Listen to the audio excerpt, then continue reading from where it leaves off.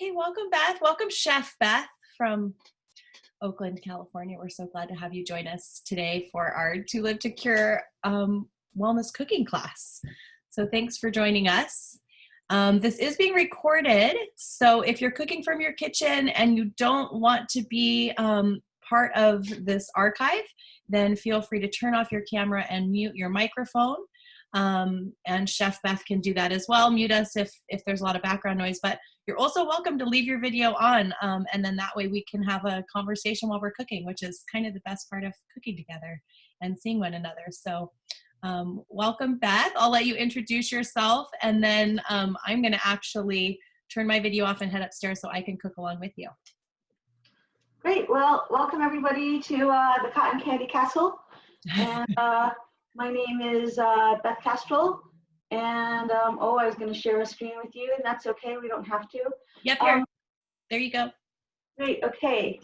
Here we go. Okay. Well, everybody, welcome to my kitchen. And we have been blessed enough to live in our beautiful Cotton Candy Castle for 20 years now.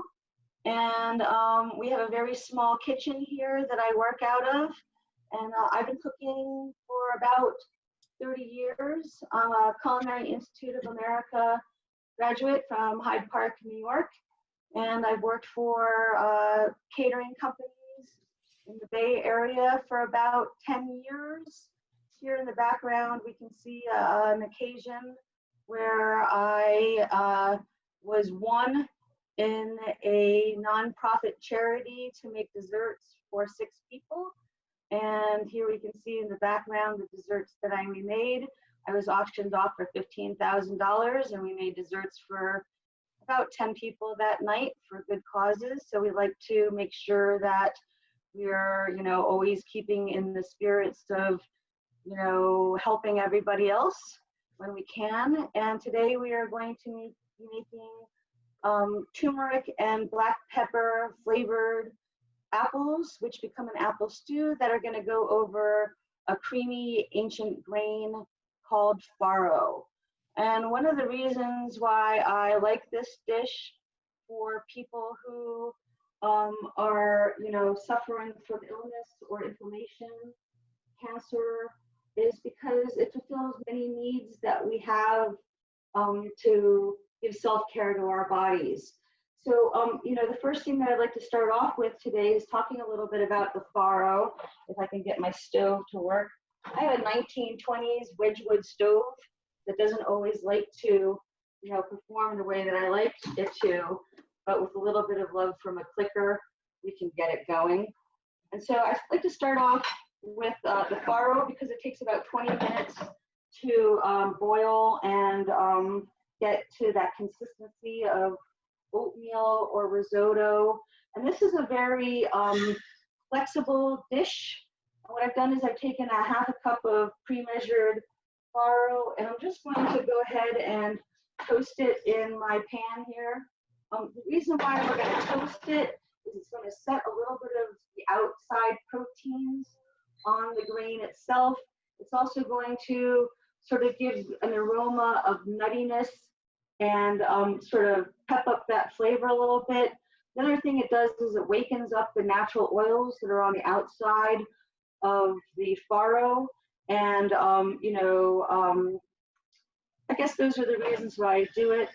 When I'm making it, you kind of want it to sound a little like popcorn as you're stirring it around the pot.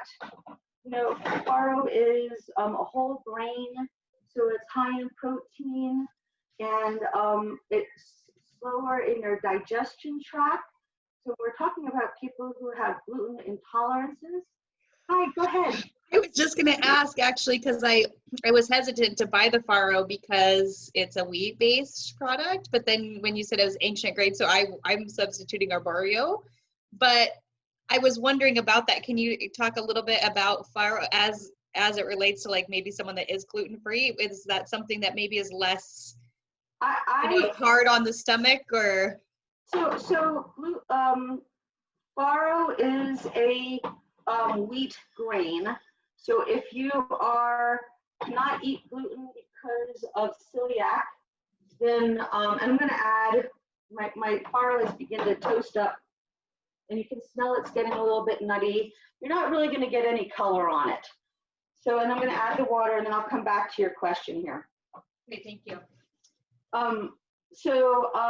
It absolutely has gluten in it. Now, when we're talking about gluten intolerances versus gluten allergies with celiac, I believe personally one of the reasons why people today have so many problems digesting glutens is because they've been fully processed.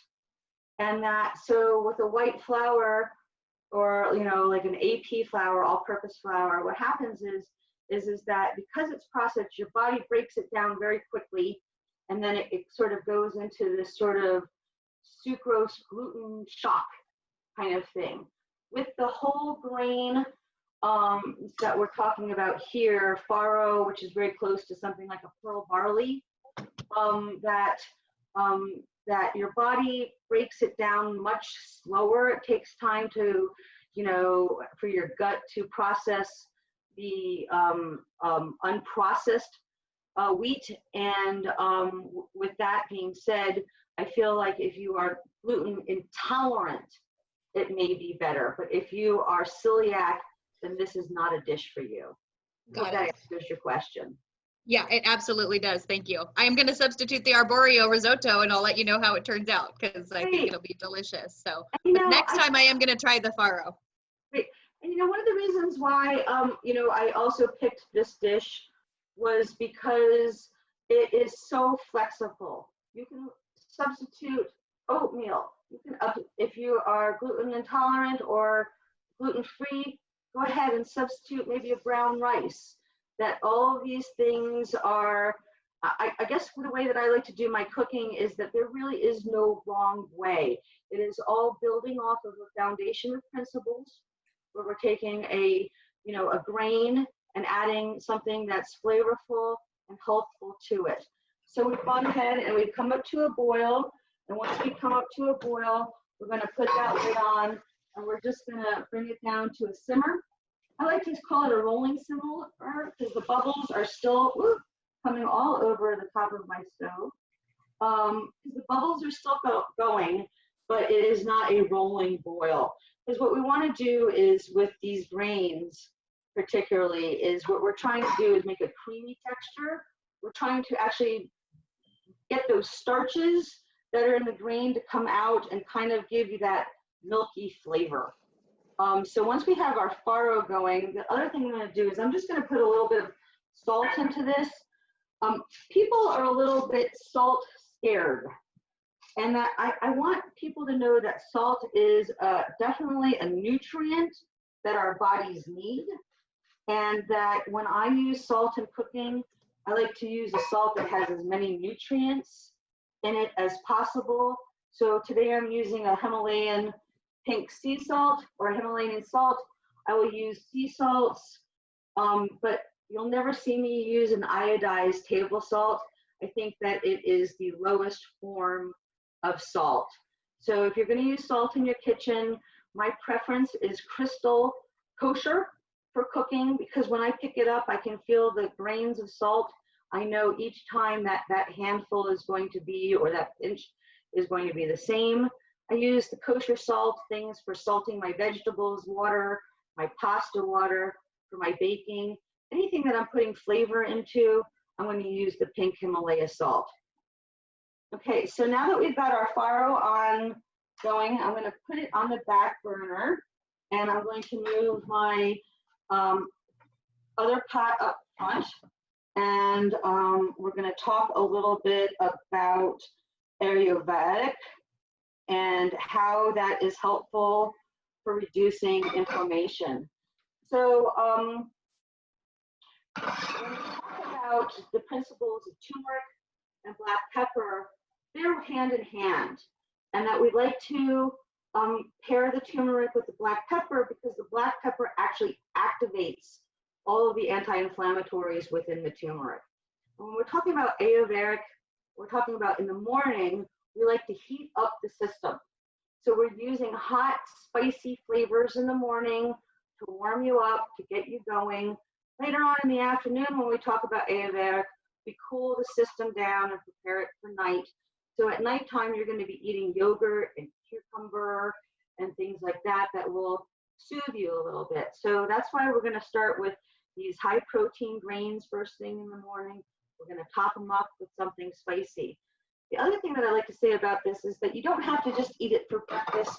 You don't have to just eat it for, it's an all day kind of meal, because we can take these apples, we can add some chopped cilantro to them. Now all of a sudden it's a chutney for, say, a grilled protein like a chicken breast that we can eat this cold out of the refrigerator. Maybe we've had chemotherapy first thing during the day and we just need to get something into our system. A few tablespoons of the cold farro right out of the refrigerator. Unlike the rice, what happens with rice is that center kernel gets hard again. With the farro, it will stay moist and palatable.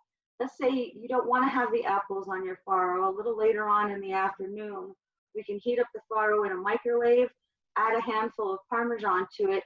Now we have farro risotto. The idea with these two dishes were you don't have to eat them together, but you can. You can make them on a Sunday. Maybe you have chemo on Monday. Tuesday, you don't feel good. There's food in your refrigerator all day. So what we're going to do is we're going to get the apples going. And these apples I actually picked in Golden Gate Park last weekend. And there's this one errand tree in the middle of the panhandle. And I wouldn't consider it organic, but they don't use any pesticides on the tree, and they're not spraying the tree.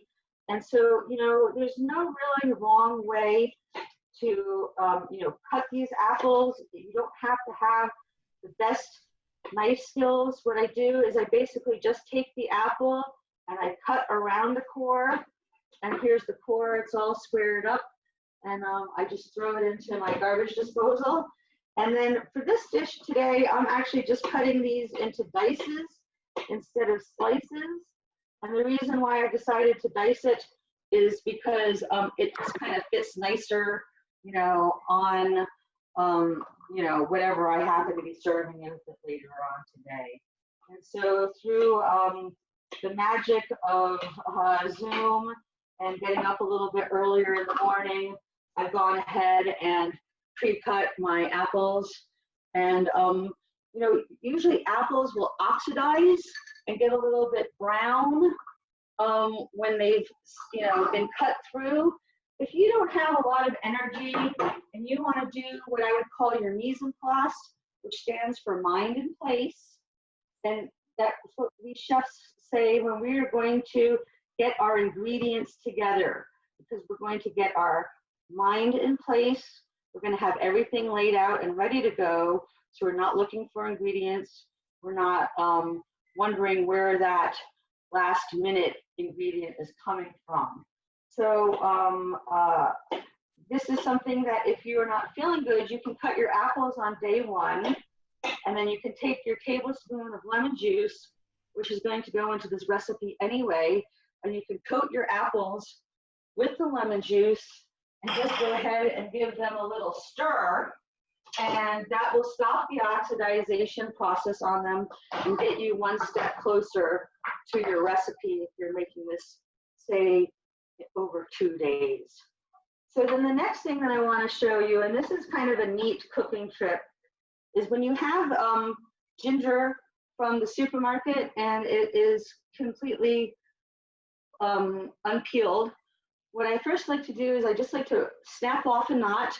So when I talk about a 1-inch piece, it doesn't have to be a 1-inch piece. It can be, just what seems to make sense at the time. And what I like to do is I like to take my spoon, you can see here, and that if I take my spoon with my thumb like this, and I draw the spoon over the rind or the outer peeling of the ginger, we can see that it's much easier to peel the ginger with a spoon rather than having to use a potato peeler.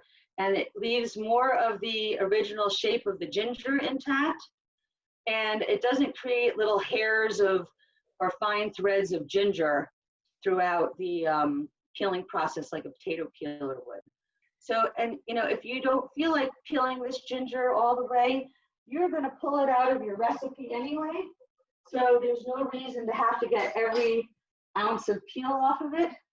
And then I just like to take the back of my knife and I like to put my hand like this, and I put the knife right on the ginger and I just give it a smack. And what we do there is we sort of activate the flavoring in it and sort of get a little bit more of the ginger juice out of it.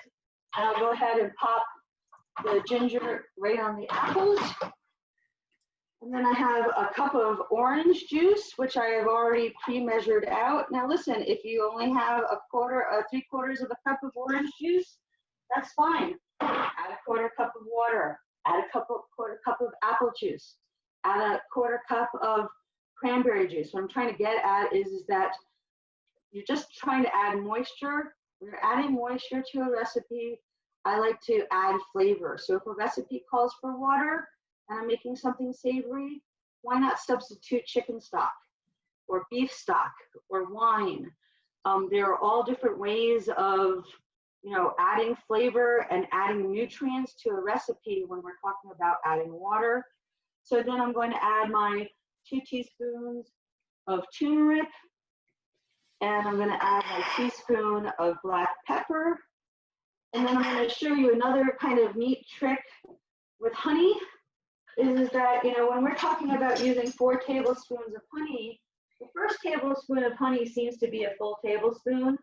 And then every other tablespoon of honey after that sort of becomes whatever honey was left in the teaspoon and whatever you put on top of it. So doesn't become a true teaspoon. So what I like to do is take a little bit of cooking oil and just spray the inside real quick of my tablespoon.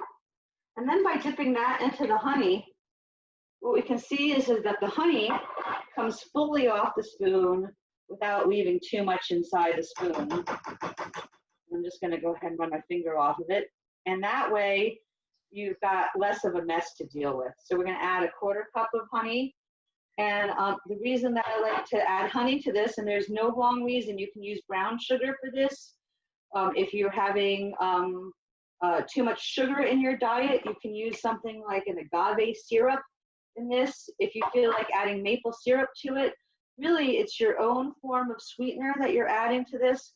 The reason why I add honey to mine is because I have a lot of allergies, and that the local honey tends to, you know, theoretically thwart off any allergies because the bees are eating what you're allergic to, and therefore you're sort of giving yourself basically a vaccinated amount. So I'm just going to take a step off real quick and wash my hands.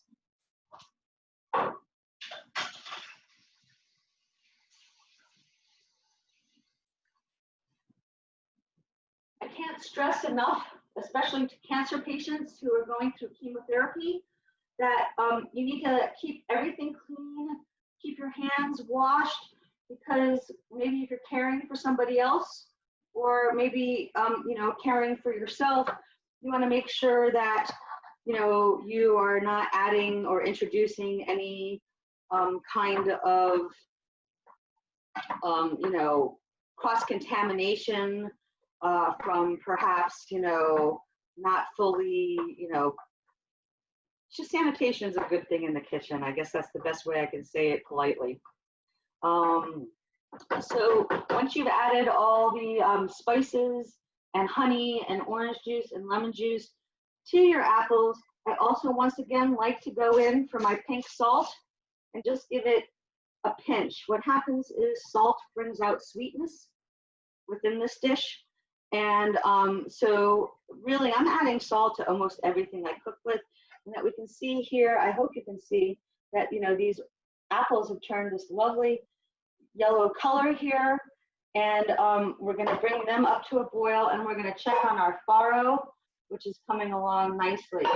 So now while we're having things sort of boil away for the next few minutes, does anybody have any questions about how we're doing this today, and or any cooking questions in general?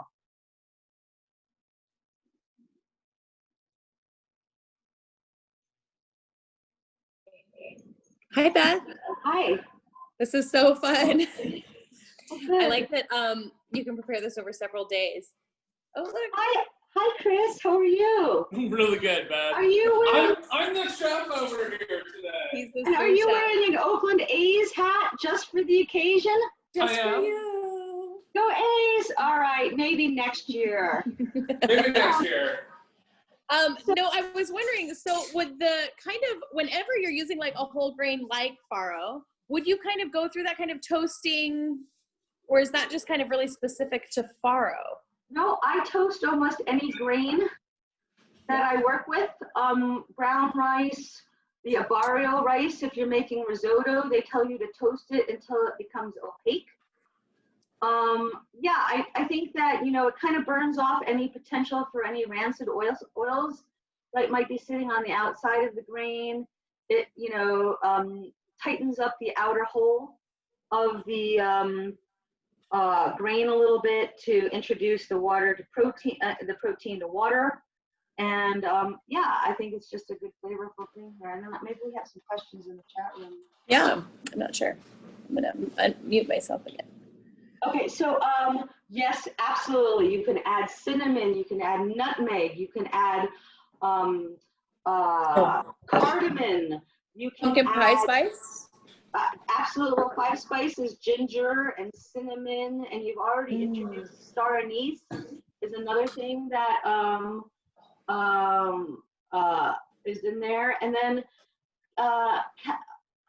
Katie, someone's saying that, can you unmute yourselves? And my feeling is, yeah, we're a small enough group that I'm happy to have anybody sort of weigh in and chat. But cinnamon would work very good in this dish. It's really the things that I want in this dish are the turmeric and black pepper to promote the anti-inflammatories and the antioxidants. But besides that, this actually might even make, if you feel like going that route, might even make an interesting apple pie filling. So, they're really, what I like to once again state about my recipes is there is no wrong way to do it. What we're trying to do is spark a conversation within ourselves and within our community about what spices and what natural elements that we're putting into our body on a regular basis can we use to make us feel better, because that's all that it's about, right? Is getting healthy and being strong for whatever phase of life that we're in. And cancer is very near and dear to my heart. Well, not dear, but this cause is dear to my heart. I come from Ashkenazi Jewish family. And Ashkenazi Jews are 70% more prone to breast cancer. And if you have one case of breast cancer in your family, then the odds go up to 90%. And you don't have to just be Jewish. My aunt is from Eastern European, Polish, not Jewish. Her kids and herself all got the BRCA1 gene. Unfortunately, my aunt and 2 cousins, Janine is my aunt, Tracy and Lauren, my 2 younger cousins, all had breast cancer and all went to Sloan Kettering in New York City and are all survivors. My aunt in Michigan, also a 15-year breast cancer survivor. So when Kelly and Katie approached me for this, I said, I'm going to be blunt, fuck yeah, how can we help our community be better people? And that's really, not only with cancer, but with everything that we do, is we all touch something. And that if we can touch something and make it a little bit better than when we had it in our hands last, then how can we go wrong? So now that our apples have come to a boil, you'll notice there's sort of a foam on the top. And I like to say that these are impurities, and that everything has a little bit of impurities in it. And, In culinary school, we said it very politely, recueillage le décollage. And in English, we call it skim the scum. And so what I'm doing is I'm just going to take my ladle here, and I'm just going to, I'm not sure if we can see it, is I'm just going to kind of skim the top of it, and you'll see all these sort of bubbles floating to the top and onto your spoon. And even if you just run your spoon along the top of the liquid, a lot of that impurities will stick to the top of your spoon, and we're just going to get rid of that. And I do that with just about anything that I bring to a boil. If I'm making homemade chicken stock, I'm going to skim the scum. That is impurities coming out of the bones, impurities coming out of, say, the black pepper. As an organic inspector, I was shocked to learn that black pepper is our dirtiest spice. Most black pepper comes in from the spice markets in India. The Indian organics absolutely mirror the United States organics, except for sanitation, dust, these sort of things, pest control. So I like to skim the top of just about anything to get out these impurities. Let me see, how are we doing for time here? We are at 11 o'clock. What time do we go to? 11:30? Okay, I'll take some more questions here. Let me see, how long do we cook the apples? I go about 20 minutes or just until they are what I would consider tender. What I'll do is I'll take an apple on my spoon and I'll just go ahead and put the tip. And my apples currently are cooked. And I like everything that I make to be what I consider al dente. So my vegetables all have almost a crisp to them when I'm done cooking them. That my pasta has a bite to it. And that the reason why is, first of all, we don't want to cook out all the great nutrition. And I think that when we all grew up as kids, our parents took frozen green beans and cooked them until they were army green. Or, we took canned vegetables and that we dump out the water and there goes all our nutrients. So when I cook, and one of the reasons why I picked apples for this recipe and one of the reasons why I picked this time of year is because we're going into fall and these are warming, comforting fall flavors. I wouldn't make this dish in the summer. I wouldn't, if I did, I would take the farro and I might take fresh peaches and simmer them with a little bit of cinnamon. I put the turmeric right on those peaches and the black pepper. Is that once again, there's not any wrong way of doing this. You have too many pears, make it with pears. You have a bunch of figs, make it with figs. So there is no wrong way. What we're just doing is we're taking the basic principles of cooking and applying them to different techniques or different grains. And then, so what's another question here? This goes well with our Ayurvedic talk. Well, that's great. I had to do a yoga retreat in Sonoma, and they all wanted Ayurvedic dining. So this was something that I learned up on, and it absolutely makes sense from a perspective of healing and self-care.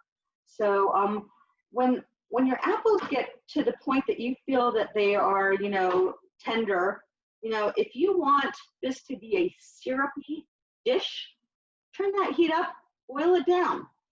If you want to have more liquid in it and to possibly take that liquid from these apples and the next day turn them into your golden liquid by adding coconut milk to it or putting this liquid in your tea, this all of a sudden becomes a sweetener for your tea. And once again, is that you can use this in many different forms or factors. You make it on Sunday, you can have it every day in the week. You can have it Monday in your tea, Tuesday in your cereal, Wednesday on pork chops, Thursday have it on an English muffin with some butter and cream cheese or something like that. Once again, this is, I'm not feeling good. I know I'm going to go in for chemo on Monday. What can I do on Sunday to prepare myself for the week? So now after, we've been doing this for about 20 minutes. And what we can see is now that the faro has fluffed up and reduced most of the water out of it, and that I'm just gonna take a bite off my spoon here. There's still a little bit of a bite to it, but we can taste the nuttiness in it, and the texture is chewy, but there's no hardness to the grain. Now, when we turn this off and we eat it warm, we're gonna keep that same texture. As products cool, we lose flavor and things tend to tighten up. So if you're frying something and it comes out of the fryer and it's flabby, give it a second on a paper towel, it'll crisp up. These apples, they might be a little spicy on your tongue today. Give it till tomorrow. They're gonna mellow out a little bit as they get cold. So if you want something spicy, eat it hot. If you want it a little bit less spicy, cool it down. With the faro, when we cool it down, those proteins are gonna tighten back up, and so it's gonna get a little bit harder. So if you're having problems chewing, or if your mouth hurts, cook this a little bit farther down. At this point in time, your faro is ready just for about any basic proper preparation. You can take this faro and you can say, dice some of these apples up into it and toss it with some fresh chicken breast and some arugula. Now all of a sudden you have a handy chicken salad to take with you to your doctor's appointment in a mason jar. It's all ready to go. You can take this faro, you can add a handful of Parmesan to it and a tablespoon of butter. All of a sudden you have faro risotto. What we're gonna do with this is I'm allergic to nuts, so I'm not gonna add nut milk, but if you wanna add soy, if you wanna add almond milk, if you wanna add, maybe you've lost a lot of weight because of chemo, let's add a pat of butter to it and some half and half and really bring up the creaminess of it to make it more into an oatmeal for, adding calories. You don't want to add calories, add a little bit of skim milk to it. I guess we don't call it skim milk on the East Coast, on the West Coast. We call it non-fat milk. So I'm just going to run to my refrigerator real quick and get my milk.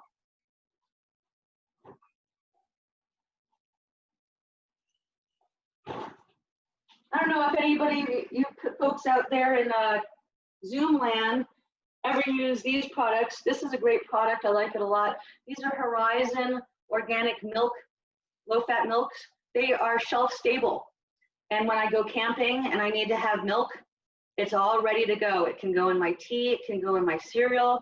I happen to have a bunch of them left from over the summer because of COVID. We were trying to spend more time in the woods.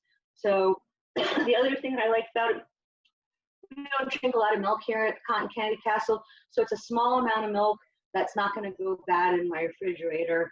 The other thing that I like about it is that I've actually inspected the company. So as an organic inspector, part of my job is to ensure that the food chain, supply chain is accurate, that I trace invoices back from the best buy dates on the back of these milk cartons all the way back to the actual name of the cow in some places. And Horizon is a milk consolidator, and they get their milk from small organic dairies in California, and they consolidate at the Dannon plant, and then they go ahead and pre-pack. So for this one here, I'm gonna add about a quarter cup of milk to it, and I'm gonna turn my flame back on, because what's gonna happen is this milk here is now going to kind of marry with the starches on the outside of the grain and kind of bring up that oatmeal consistency. Let me see here if my stove is going to start here. Okay. All right. Any other questions while we're sitting here? Yeah. Well, so what I do is I bring the apples to a full boil, then I will skim the top, and then I'll bring them down to the simmer and cook them for about 20 minutes. Depending on the size of your apple, and that's what I wanted to, to make clear is, just because I decided to make mine into, chunks, maybe you don't feel like cutting yours into squares, and you just feel like doing slices. If your slices are super thin, now you're only going to cook these apples for 10 minutes. So when we're talking about cooking in the kitchen, you're paying attention to what you're cooking, what size it is, and that recipes will tell you definitively, cook this for 20 minutes or do this for a certain amount of time. When I'm in the kitchen, I like to use my senses. I like to look at my product. Does it look like it's doing well? I like to listen to my product. Is it burning? I mean, is it frying too hard, too fast? Can I hear that rolling boil? Do I have to turn it down? I like to listen to, listen. Is it frying too hard? I like to smell. Can I smell, is it burning? Can I smell flavors and aromatics coming up? So don't just read a recipe, actually absorb the recipe. So now what's happened here is I've added my milk and my farro is all nice and creamy. And we basically completed the recipe. So what I'm going to do is plate it up for everybody so you can see it. And sorry, I didn't have spoons out.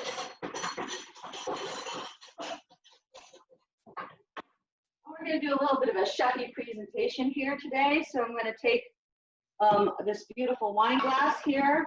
I'm going to go ahead and add my grains to the bottom of the wine glass as they all fog up. And you know, when we're talking about, you know, a quarter cup to a half a cup of grains, that's really all we really need. And then what we'll do is hopefully have this unfog here, and we can see that the grains are all sitting nice at the bottom. And I'm going to take some of these beautiful apples and spoon them up on top. Let me get a different spoon here. Okay, and there we have it. We have turmeric and black pepper flavored apples on top of farros. Yours looks beautiful. It looks beautiful. All right, everybody. I hope you enjoy your breakfast. Woo, I hate it. Woo. Don't burn your tongue.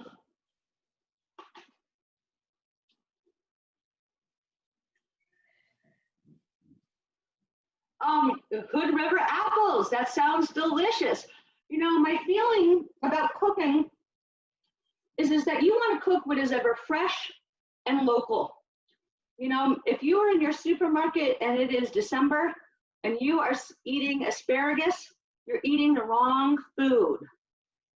You know, so, you know, what I like to do is, well, first of all, I don't shop in regular supermarkets. I tend to try to shop as locally as I can and as independently as I can. I shop at a little market. It's called Farmer Joe's. There are 2 stores. I know the owners. And, you know, if they are telling me it's apple season, then I'm going to make apples. And that you can tell what's in season largely by what's on sale and what's in the end cap. So if you're seeing a big display of apples and right next to it you're seeing a little display of strawberries, don't eat the strawberries, eat the apples. Okay, let me see. All right, I mean, if everybody wants to unmute or ask questions, we have about another 10 minutes and I'll take any questions that you may have about any cooking techniques that you may have. I loved the ginger spoon technique. Genius. Oh, and you know, that's another thing that I mentioned. Don't let your ginger become confused with your apples because nobody wants to eat a whole. That's why I leave the ginger so big, is because you can pull it out. All right, let me go down and see if I can unmute everybody here for just a minute, and then I think they'll have to share their video. Yeah, and so in the bottom left-hand screen of your picture, you'll see there is a little mute button, and you can just click that, and I'm happy to answer any questions. Oh, you joined an organic CSA this year. I think that's a great idea. You know, I'm not a particular fan of CSAs. They tend to send me too much fennel and not enough heirloom tomatoes.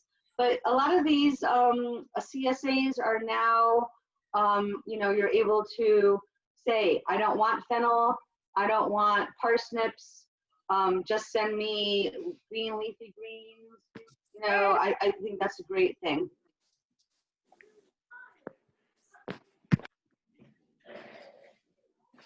Vicki, you unmuted yourself. Did you have a question? Nope. Okay. I just wanted to say hi to everybody. Hi. Hi, Vicki. How are you This doing? is my family. All right. Well, I think this is a wonderful family. I've certainly enjoyed them for a long time myself. And I have a particular affection for one Miss Mandolin. And, yeah. This breakfast is so good. I can't wait to have the apples on something savory. Yeah, I mean, it works both ways. And, once again is that we're trying to, use what people are telling us that are healthy for us, and how can we put them in healthful, flavorful ways. Well, speaking The of nice thing about this recipe too is that, so often, like you mentioned, cancer patients, they have a day that they feel good, or a couple days, but then the rest of the week they're, struggling with, how am I going to feed the family this week, and how am I going to do this while I'm feeling so terrible? So it's really nice to have something like this that you can take the parts and pieces from, and then transform it, and allow a family to just have the leftovers if you're not feeling so hot, or if you need something just real quick in the morning. Yeah, and if this is too spicy for our sensitive tongues, you don't have to use a full teaspoon of black pepper. Cut it down to a half teaspoon. There's no wrong way. Do what that works best for your particular care at this particular time. Oh, Brittany, I hear the baby. That must be Brittany's baby. Hi, baby. Sorry. Hi. So some other things that I use turmeric on, I like to take turmeric and cumin and black pepper and something called alipa pepper, which is a Middle Eastern pepper that is not spicy but flavorful, like a sweet paprika. And I take those all and add a little bit of oil, because these are oil-soluble spices and they dissolve better in oils. So you take the turmeric and the cumin and the black pepper and the alipa pepper, and you mix it. I put it on chicken, and then I will take the chicken and bake that, and then I'll take some of that spice and I'll add it to chickpeas or garbanzo beans. And then I will, either bake or fry the garbanzo beans so they're crispy, and then serve it with a little bit of yogurt. So it's sort of a Turkish, a chicken. Turmeric doesn't really have a ton of flavors that are, going to make you go, this is too hot, this is too spicy. And so really, wherever you can add turmeric at this point in, your wellness, it is a good substitute for, and it also adds a lot of great color. So, if, you make a regular vinaigrette every night for your salad, go ahead and add a teaspoon of turmeric and a little bit of black pepper to it. Yeah, it's going to turn your salad dressing a little yellow, but you're also, once again, promoting that healthy anti-inflammatory.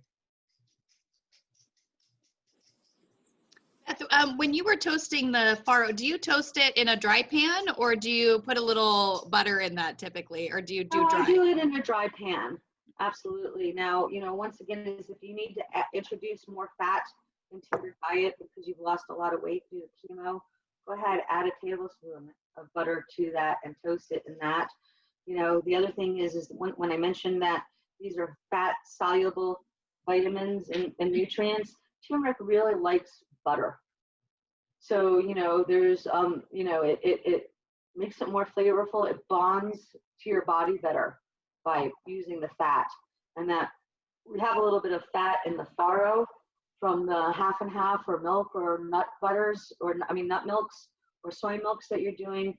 So we're using it there to bond. Mm-hmm.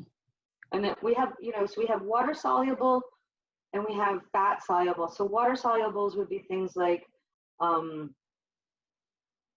me see here. Mostly a lot of your herbs would be a water soluble, and then the spices, which would be the seeds of the herbs, would be fat soluble. Gotcha. Good tip. Any other questions? Did everyone get their recipes made who was cooking? We did. It looked amazing. Amanda Lynn is finishing It's as we delicious. It's so good.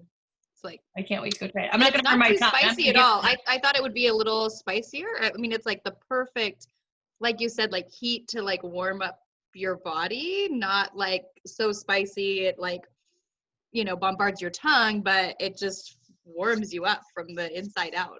Yeah, absolutely. And you know, if it's too hot, add a dollop of yogurt, Mm. right? And these are all complementary flavors. Yeah.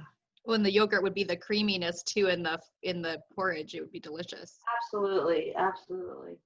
And I don't see any more questions. all right. Thank you so much. That was 45 minutes. It must be easy to teach adults via Zoom, especially when we're muted. Our other cooking class was 45 minutes too, and she was like, with the kids, it always takes an hour, but we were disciplined children today. We had our mise en place in place, I think. Very good. All right. Well, Beth, thank you so much. best of luck and enjoy the rest of your retreat and have a nice Sunday, everybody. Take care. Thanks for bringing Bye. food to our wellness retreat. We appreciate Thank it. you. Anytime. Take care. All right.